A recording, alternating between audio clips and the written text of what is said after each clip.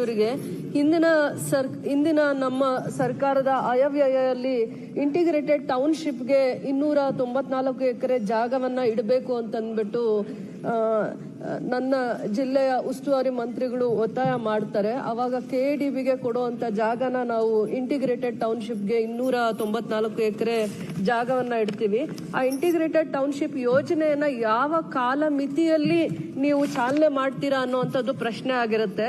ಇವರು ನಮಗೆ 294 ಎಕರೆ ಜಾಗವನ್ನ ಕೇಳುವಂತ ಸಂದರ್ಭದಲ್ಲಿ ಅವರ ಯೋಜನೆಯ ಮಹತ್ವ ಏನು ಹೇಳಿರ್ತಾರೆ ಅಂತಂದ್ರೆ, ಘೋಷಣೆ ಮಾಡುವಾಗ, ಬಜೆಟ್ ಅಲ್ಲಿ ಘೋಷಣೆ ಮಾಡುವಾಗ ಸಾವಿರಾರು ಸಂಖ್ಯೆಯಲ್ಲಿ ಎಜುಕೇಟೆಡ್ ಎಂಪ್ಲಾಯ್ಮೆಂಟ್ ಆಪರ್ಚುನಿಟೀಸ್ ನ IT ಸಾಫ್ಟ್ವೇರ್ ಕಂಪನಿನ ಬ್ಯಾಂಕಿಂಗ್ ಹಬ್ ತರ್ತೀನಿ, ಎಜುಕೇಶನಲ್ ಹಬ್ ತರ್ತೀನಿ, ಹೆಲ್ತ್ ಸಿಟಿ ಮಾಡ್ತೀನಿ, ಮತ್ತೆ ಬ್ಯಾಂಗ್ಳೂರ್ದು ಒಂದು 2-3 ಎಕ್ಸಾಂಪಲ್ ಕೊಟ್ಟು ಎಲ್ಸಿಟಾ ಎಲೆಕ್ಟ್ರಾನಿಕ್ ಸಿಟಿಯಲ್ಲಿ ಎಲ್ಸಿಟಾ ಅನ್ನೋದು ಮಾಡಿರೋದು ಇದೇ ಇಂಟಿಗ್ರೇಟೆಡ್ ಟೌನ್ಶಿಪ್ ಇಂದ. ಮತ್ತೆ ಡೆಲ್ಲಿಯಲ್ಲಿ ಸರ್ ಇವರು ಕಳೆದ ಬಜೆಟ್ ಅಲ್ಲಿ KADBಗೆ ಹೋಗ್ತಾ ಇದ್ದಿದ್ದಂತ ಜಾಗನ ನಗರಾಭಿವೃದ್ಧಿಯಿಂದ ನಾನು ಇಂಟಿಗ್ರೇಟೆಡ್ ಟೌನ್ಶಿಪ್ ಮಾಡ್ತೀನಿ ಅಂತ ಮತ್ತೆ ನಮ್ಮ ಜಿಲ್ಲೆ ಉಸ್ತುವಾರಿ ಮಂತ್ರಿಗಳು ಆಗಿದ್ರಿಂದ ಸಾವಿರಾರು ಕೋಟಿ ಅನುದಾನದಲ್ಲಿ ಮತ್ತೆ PPP ಮಾಡೆಲ್ ಅಲ್ಲಿ ಈಗ ಹೇಳ್ತಾ ಇದ್ದಾರೆ ಸಾವಿರಾರು ಕೋಟಿ ಅನುದಾನದಲ್ಲಿ ಈ ಕ್ಷೇತ್ರ ಅಭಿವೃದ್ಧಿ ಆಗತ್ತೆ. ಅವಾಗ ಬರೀ KGF ಕ್ಷೇತ್ರ ಅಲ್ಲ, ಮೈಸೂರು, ತುಮಕೂರು ಎಲ್ಲ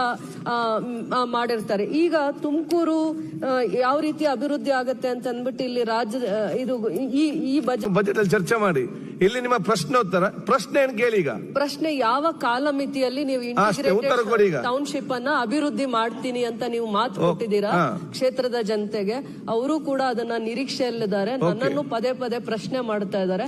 ನಾನು ಗೌರವದಿಂದಾನೆ ಯಾವ ಕಾಲಮಿತಿಯಲ್ಲಿ ನೀವು ಈ ಯೋಜನೆಯನ್ನ ಅನುಷ್ಠಾನಕ್ಕೆ ತರ್ತೀರಾ ಅನ್ನುವಂಥದ್ದು ನನ್ನ ಪ್ರಶ್ನೆ.